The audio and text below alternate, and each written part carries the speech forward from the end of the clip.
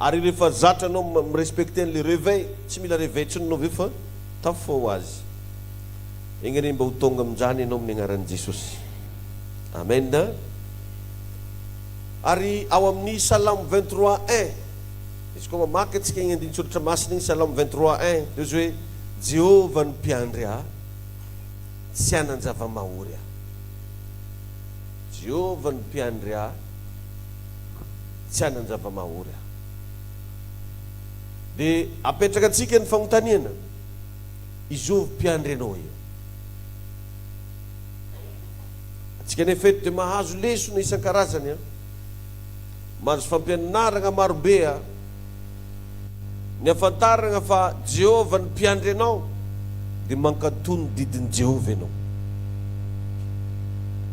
Na nangejerevy tsara fotsiny ny mpiandry ondry, ny mpiandry ondry tsy saky ny ondry rehefa makagna izy koa raha volagniny.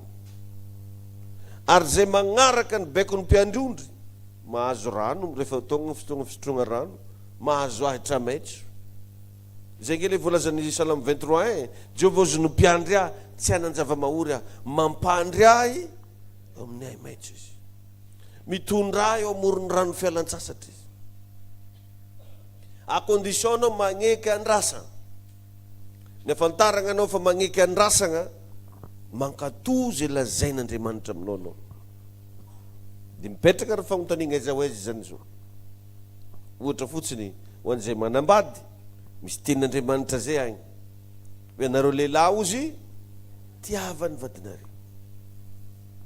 Mba mankatia vadinao ve anao zany lehilahy? Izy ny fankataovana voalohany. Le ankoatran'igny moa mbola sarotro be, izy koa koragny mbola lava be, fa anao lehilahy tia vadinao ve anao? Dia namafisiny tsara tahaky ny tiavany Kristy ny fiangonana. Makarakory eky fitiavan-Jagnahary olo zany.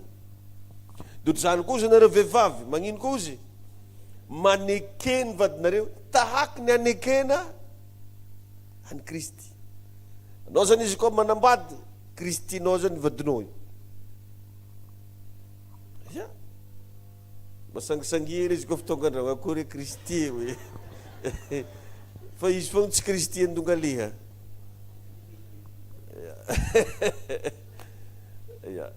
Tahaky ny anekena ny Kristy.